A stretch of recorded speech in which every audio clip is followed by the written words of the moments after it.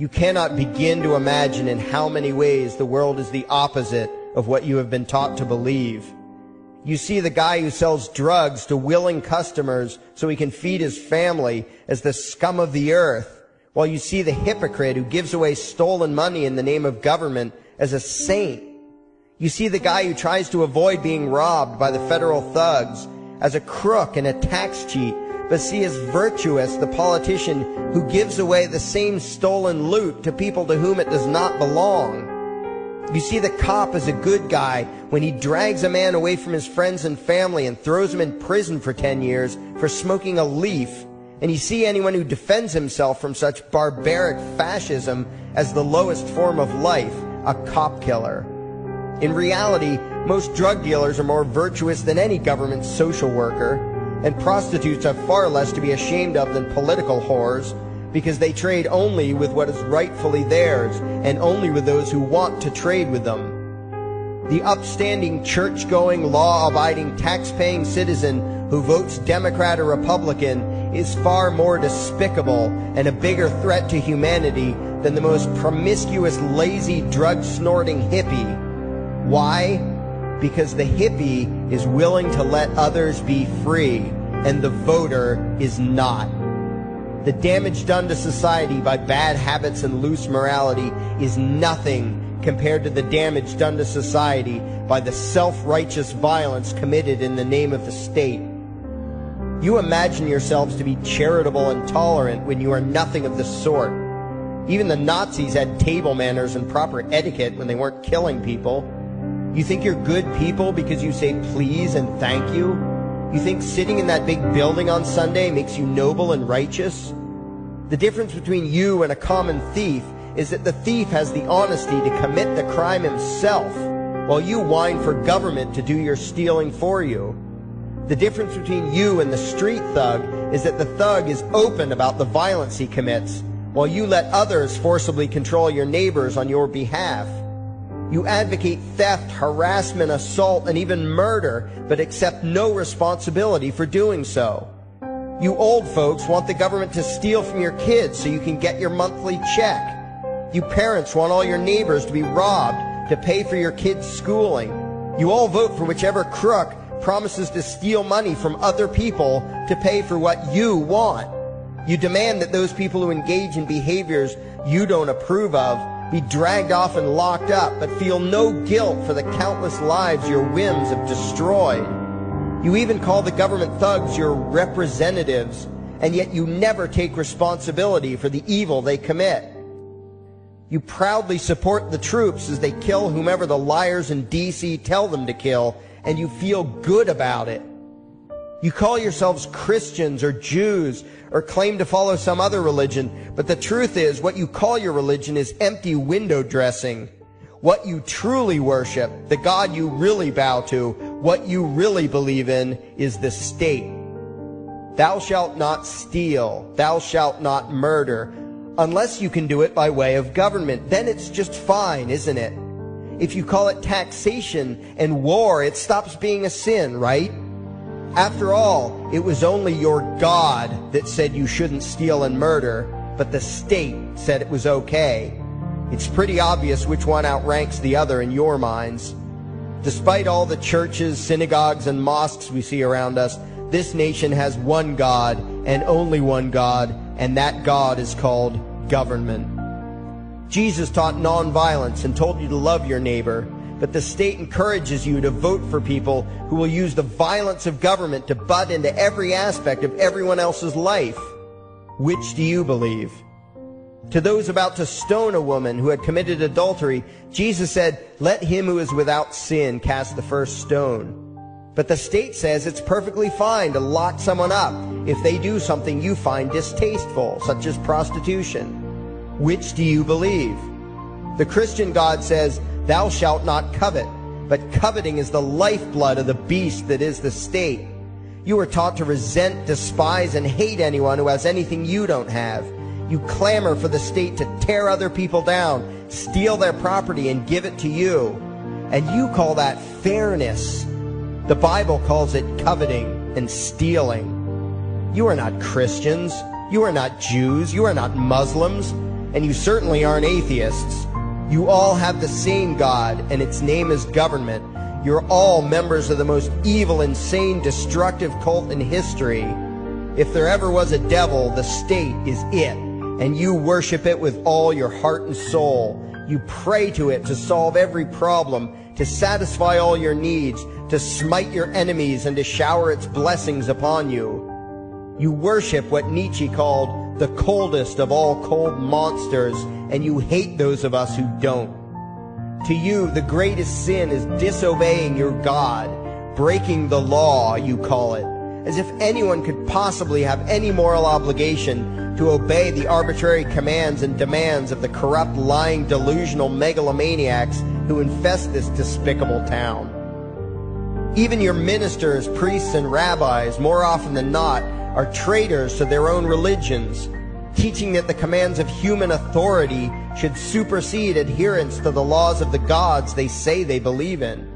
Several years ago, I heard one pompous evangelical jackass in particular pontificating on the radio that anyone who disobeys the civil authority, be it a king or any other government, is engaging in rebellion against God. Those were the exact words he used. What if the government is doing something wrong? Well, this salesman for Satan opined, that is the business of those in government, and you are still obligated to obey. Everywhere you turn, be it the state or the church, the media or the schools, you are taught one thing above all else, the virtue of subjugating yourselves to mortals who claim to have the right to rule you. It is sickening the reverence with which you speak of the liars and thieves whose feet are so firmly planted on your necks.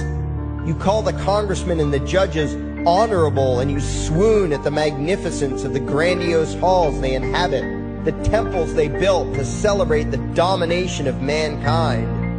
You feel pride at being able to say you once shook a senator's hand or saw the president in person. Ah, yes, the grand deity himself, His Royal Highness, the President of the United States of America. You speak the title as if you're referring to God Almighty. The vocabulary has changed a bit, but your mindset is no different from that of the groveling peasants of old who bowed low, faces in the dirt, with a feeling of unworthiness and humility when in the presence of whatever narcissist had declared himself to be their rightful lord and master. The truth of the matter, back then and today, is that these parasites who call themselves leaders are not superior beings. They are not great men and women. They are not honorable. They're not even average.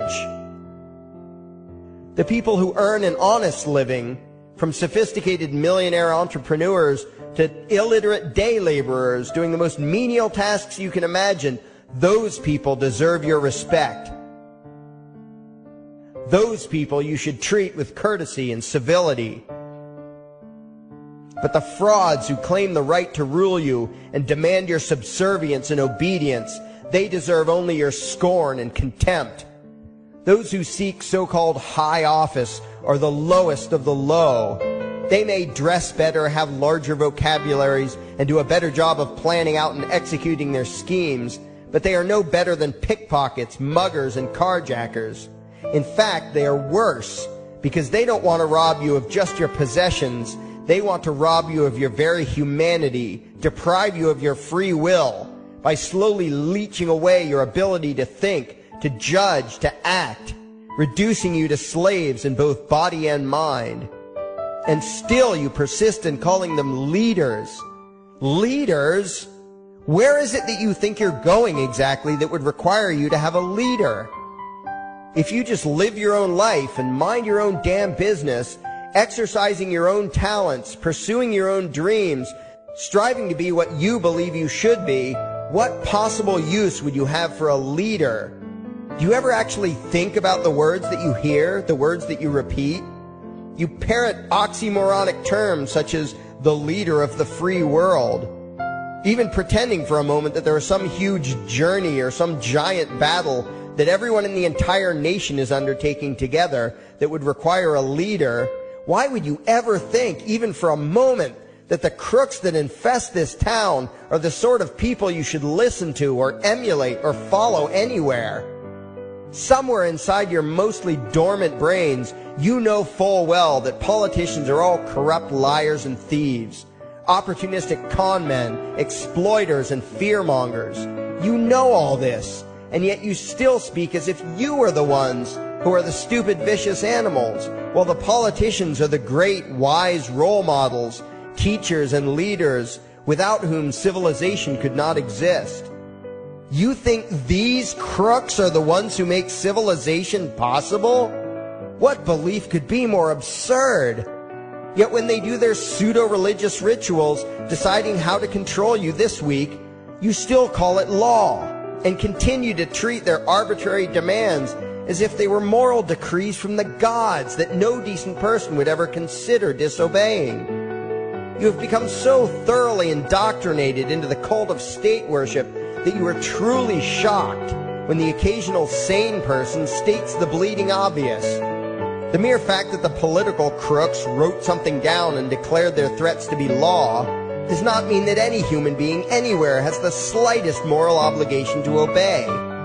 Every moment of every day, in every location and every situation, you have a moral obligation to do what you deem to be right, not what some delusional bloated windbag says is legal.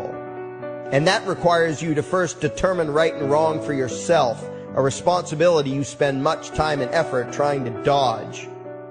You proclaim how proud you are to be law-abiding citizens and express your utter contempt for anyone who considers himself above your so-called laws.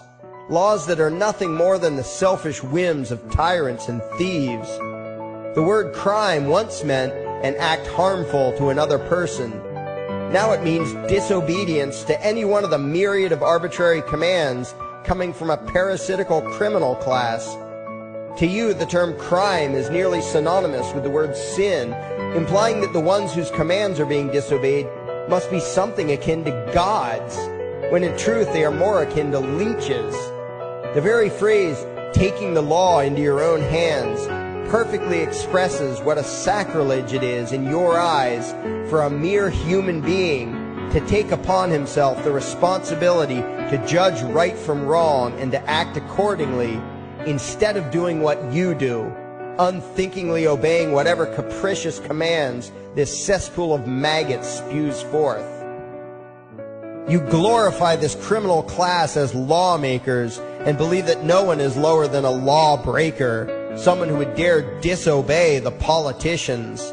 Likewise, you speak with pious reverence of law enforcers, those who forcibly impose the politicians' every whim upon the rest of us. When the state uses violence, you imagine it to be inherently righteous and just, and if anyone resists, they are, in your eyes, contemptible lowlifes, lawless terrorist criminals. Like the lawless terrorist criminals who helped slaves escape the plantations. Like the lawless terrorist criminals who helped Jews escape the killing machine of the Third Reich. Like the lawless terrorist criminals who were crushed to death under the tanks of the Red Chinese government in Tiananmen Square. Like all the lawless terrorist criminals in history who had the courage to disobey the never-ending stream of tyrants and oppressors who have called their violence authority and law. And that includes the lawless terrorist criminals who founded this country. Everything you think you know is upside down, backwards, and inside out. But what has to take the cake, the height of your insanity, is the fact that you view as violent terrorists the only people on the planet who oppose the initiation of violence against their fellow men. Anarchists, voluntarists, and libertarians. We use violence only to defend ourselves against someone who initiates violence against us. We use it for nothing else. Meanwhile, your belief system is completely schizophrenic and self-contradictory. On the one hand, you teach the young slaves that violence is never the answer. Yet out of the other side of your mouths, you advocate that everyone and everything, everywhere and at all times be controlled, monitored, taxed, and regulated through the force of government. In short, you are teaching your children that the masters may use violence whenever they please, but the slave should never resist. You indoctrinate your children into a life of unthinking, helpless subservience. You are putting the chains around their little necks and fastening the locks tight. And worst of all, you feel good about it. Out of one side of your mouths, you condemn the evils of fascism and socialism and lament the injustices of the regimes of Hitler, Stalin, and Mao. While out of the other side of your mouths, you preach exactly what they did. The worship of the collective, the subjugation of every individual to that evil insanity that wears the deceptive label, the common good. You babble on and on about diversity and open-mindedness, and then beg your masters to regulate and control every aspect of everyone's lives, creating a giant herd of unthinking conformist drones. You wear different clothes and have different hairstyles, and you think that makes you different. Yet all your minds are enslaved to the same club of masters and controllers. You think what they tell you to think and do what they tell you to do while imagining yourselves to be progressive, thinking, and enlightened. From your position of relative comfort and safety, you now condemn the evils of other lands and other times while turning a blind eye to the injustices happening right in front of you.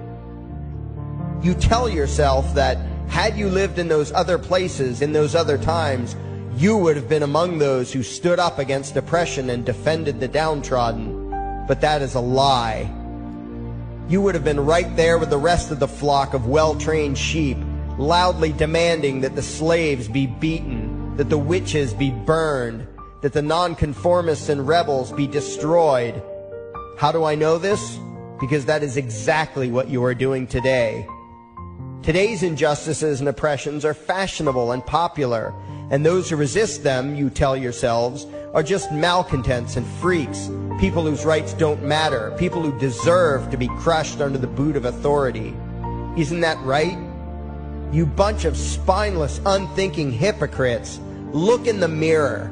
Take a good look at what you imagine to be righteous and kind. You are the devil's plaything.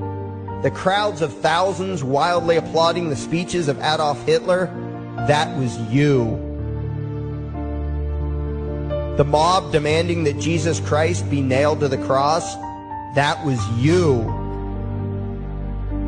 The white invaders who celebrated the wholesale slaughter of those godless redskins, that was you. The throngs filling the Colosseum, applauding as the Christians were fed to the lions, that was you.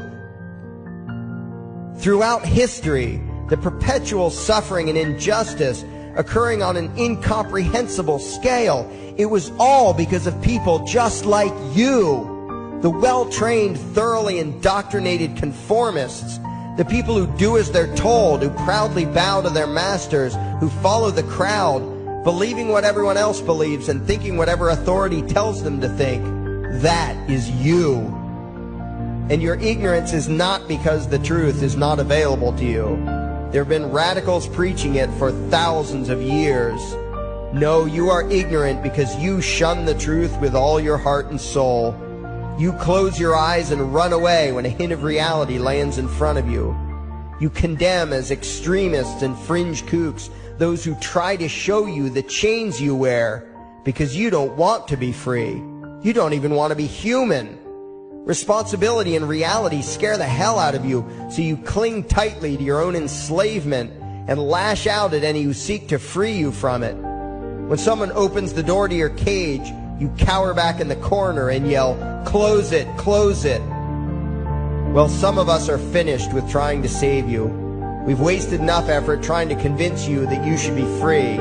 All you ever do is spout back what your masters have taught you, that being free only leads to chaos and destruction, while being obedient and subservient leads to peace and prosperity. There are none so blind as those who will not see. And you nation of sheep, would rather die than see the truth.